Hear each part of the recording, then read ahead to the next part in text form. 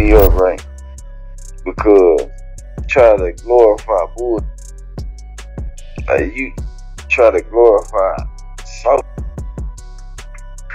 try to glorify it. Ain't that it's flaw? We know what flaw when we deal with them in the streets. We know what flaw. Like we understand that they flaw. We don't capitalize off their flawness though, because we'll capitalize off real. We ain't gonna capitalize off no being flawed, weak as hell. We understand what a weak as hell. Then you're a street, call yourself a street. You can be a street, but you still weak as hell. We don't capitalize and try to glorify this. Nah, we gonna sit and have conversations about as strong as us. We gonna have conversations about as weak as hell. Here we go again. Jay Prince still ain't over the shots Cam'ron and Mase took at Shakur Stevenson. And now, word is he tried to get them pressed for real. Another body shot, good combination from Stevenson.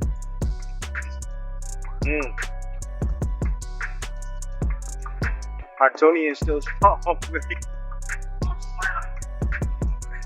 But you really got to create your offense off your jab, Tess. All in favor of your winner by unanimous decision. And still, WBC lightweight champion of the world, Shakur Stevenson. Let's rewind. Last year, Cam and Mase went off on Jay Prince during their podcast after he jumped into Shakur's beef, saying, "I'll fade all Shakur's shots and I'll take all bets." Basically, throwing himself into the middle of the drama like it's 1999 again. Cam and Mase clowned him hard, saying he's too old to still be playing hood politics like it's a mixtape war. At the time, Prince stayed quiet. No clapbacks, no threats, so people thought the whole thing fizzled out. But apparently, this man doesn't forget, because fast forward a whole year later, and Cam gets cornered backstage at a private event in Atlanta. Yep, some dudes ran up on him and told him straight up to stop talking about Shakur. No cameras, no crowd, just tension behind closed doors. And if that wasn't enough, Shakur himself is now jumping in too.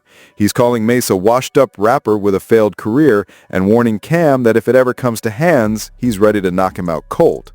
Seriously, what started as podcast jokes is now turning into a full-blown grudge match with real-life consequences. Jay Prince might have stayed quiet in public, but behind the scenes, this looks personal. So yeah, it's getting messy real fast.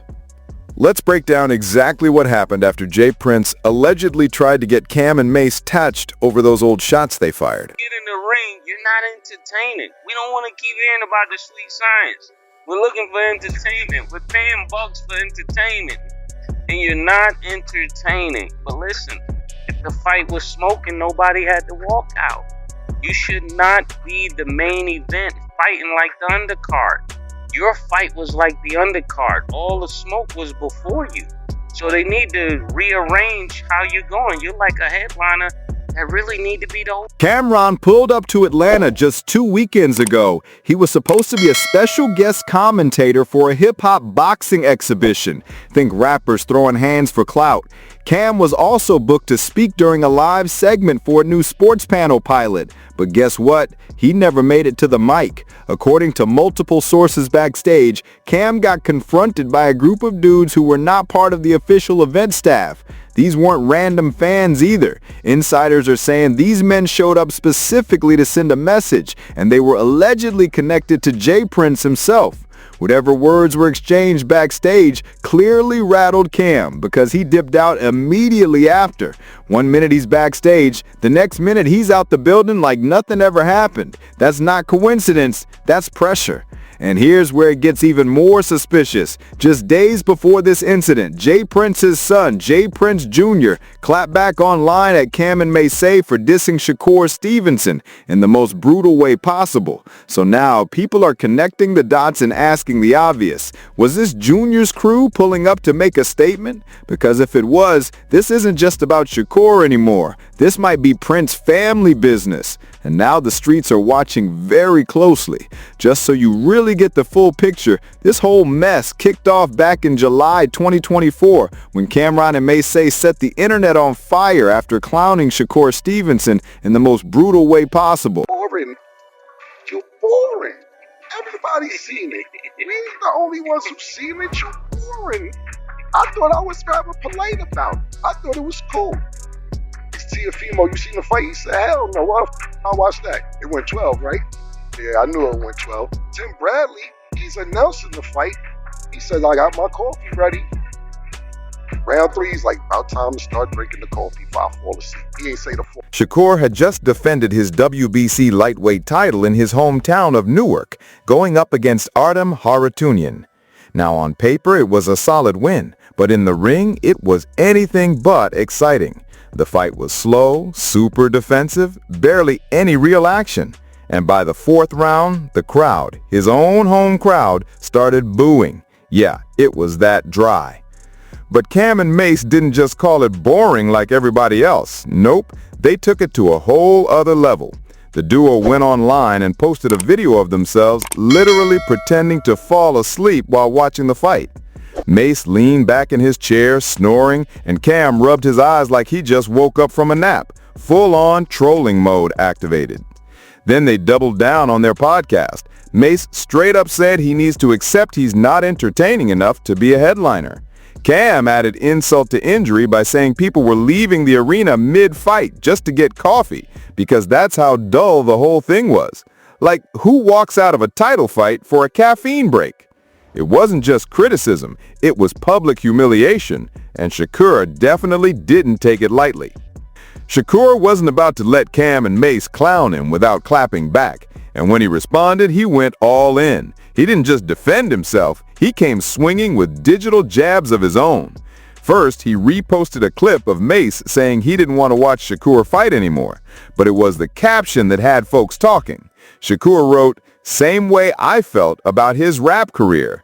And if that wasn't savage enough, he kept going, saying, Mase is now more famous for his podcast than his failed rap pack. Then he threw one more shot for good measure. The GOAT? Who the fuck is Mase and Cameron? I said it exactly. You 60, nigga. You 60. What are you talking about? What are you bro? I lost mad respect for you because I used to have mad respect for you. When you had Shakur with you, when you lying, young boy NBA up. Why the f you got Shakur with you? And this is why he acting like that. This is exactly why he acting like that. Talking about you got young boy NBA umbrellas in his keys to his car. Young boy NBA told y'all to. This is what he said. This is not 1982, bro. You cannot sit here and tell get the strap and then be quiet. Nobody know that part because I just be going viral. You bugging, James. You bugging, man. And I'm gonna leave it at that. I don't know what bet you talking about. All that other slang there. Bet whatever bet you talk about. Bet it. I don't know what bet it. And yeah, he was far from done. Shakur didn't just question their careers, he dragged Mase personally, mocking the fact that Mase once left the rap game to become an ordained minister. He called him a fake pastor and joked about him switching lanes more times than a lost Uber driver. But Shakur's next move was what really got folks shook. He straight up issued a warning to both of them. In his own words, tell them watch how they talk on that podcast. Ain't ducking no smoke. Little homie ready to go to war with all these soft dudes. Then he hit him with the knockout punch, saying the most annoying part of their criticism was that neither one of them ever stepped into a boxing ring. Like, how you judging a fighter when you've never laced up gloves? Shakur made it crystal clear. He ain't playing games, and if they keep talking slick, he's ready to turn words into action. Shakur was heated, and he didn't hold back at all. He hopped online and dropped some of the wildest shots yet, calling out Cam and Mase in the most savage way. He wrote, "You know what really irks me? When dudes talk boxing but never even gloved up." Then he took it straight to the gutter, saying, "This fat mother, Mase, and Big Teve and Cameron need to shut the F up. They never stepped foot in a ring." He followed that up by clowning them even harder. We got actors and influencers putting gloves on these days, so either glove up or shut up. And get this, Shakur wasn't just talking to himself. He had some backup. None other than Terrence Crawford, the undefeated champ himself, jumped in to co-sign. Crawford tagged Shakur and wrote, "Fuck him, Lil Gro. Let him know how you feel. They letting you know how they feel." Now that's not just support. That's certified pressure. Any message for Cam and Mase? Y'all been going back and forth a lot over the last week. They ain't got my respect. But Cameron wasn't about to let Shakur slide with that failed career jab. He hit back with a quick history lesson on IG, saying, "Failed rap career? Shakur, 3 months after you were born, Murder Mase dropped his first album and went quadruple platinum. 5 million sold. No social media, no clout tricks, just hits." Cam made it real clear they weren't just throwing shade, they were stating facts. And Mase wasn't done either. He and Cam posted a new clip from Shakur's last fight, this time showing dozens of fans walking out before the match was even over. The caption? "A little hometown love, huh? Newark, Harlem would never." Pure disrespect. But then the whole thing took an even uglier turn because that's when Jay Prince himself stepped in. That's when Jay Prince officially stepped into the ring, not with gloves, but with a whole warning shot aimed at Cam and Mase. After they clowned Shakur's world title fight and said the whole thing was a snooze fest, Jay Prince had enough.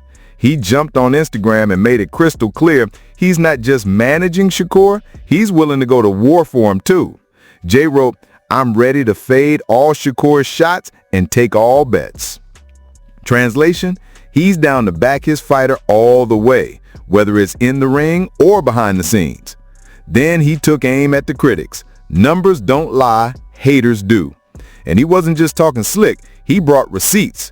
Prince says Shakur had the #1 fight ratings on ESPN this year and holds the top 3 slot since 2022. He doubled down. Y'all say he's boring? The data says otherwise. But here's the part that raised eyebrows. Prince didn't stop at defending Shakur's boxing. He threw in a veiled threat to anyone trying to escalate things beyond the mic. To all you haters that want to take this outside the ring, I'm Shakur's manager, and I handle all his business outside the ring too.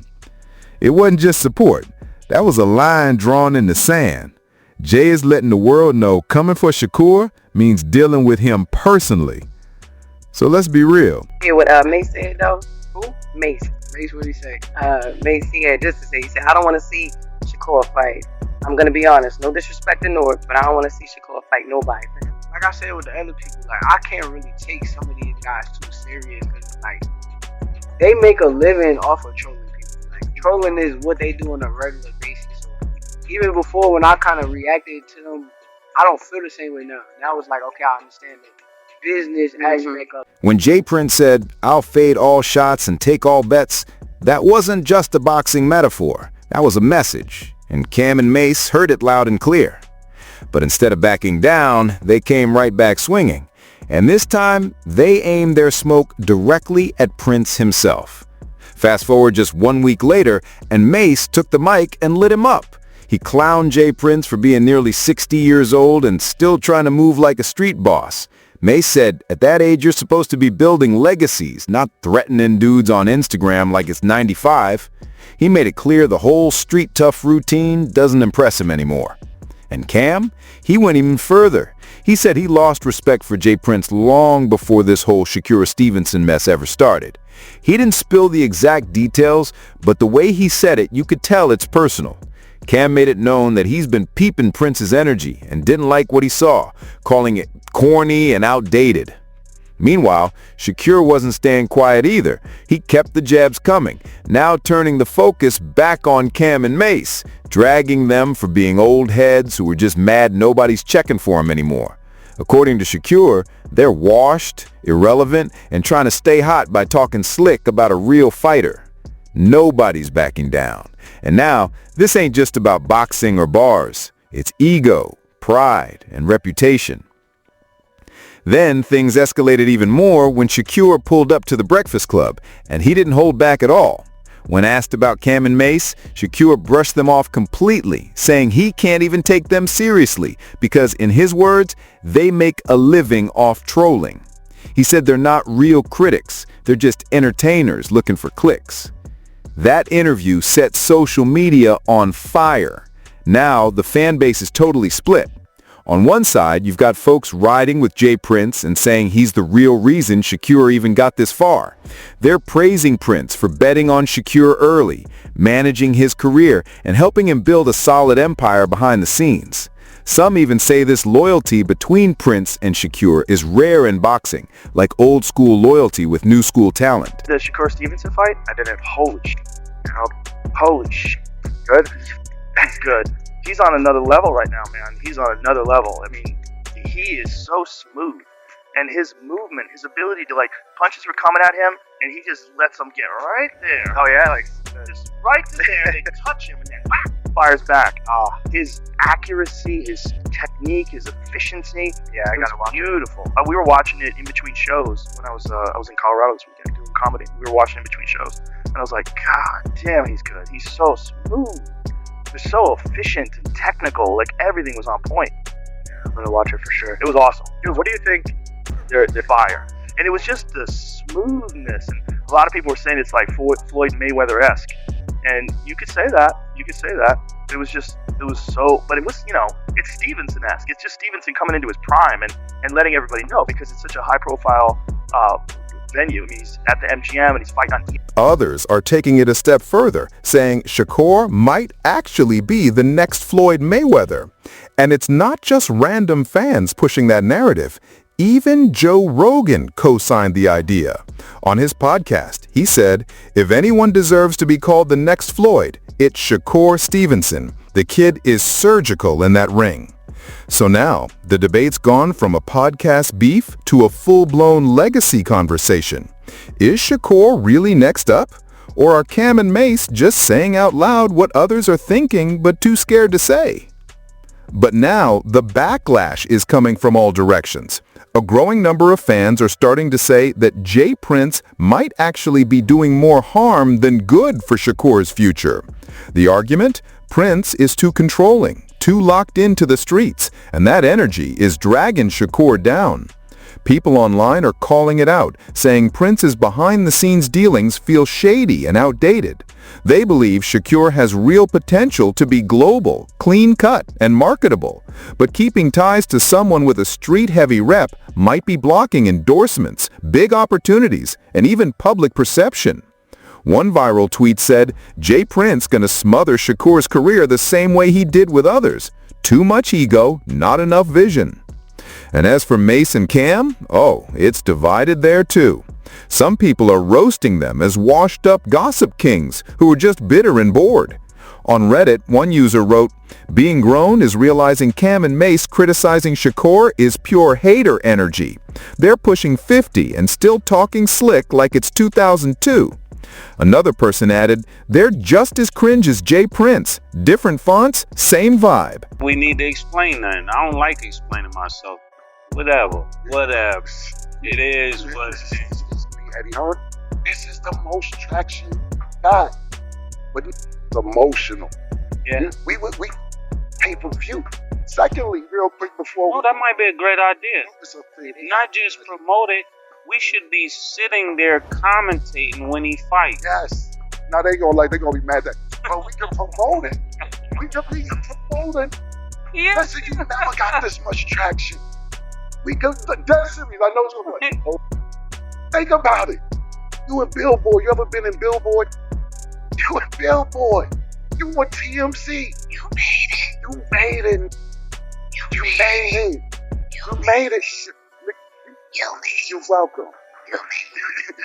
You've never been on TMZ outside of boxing.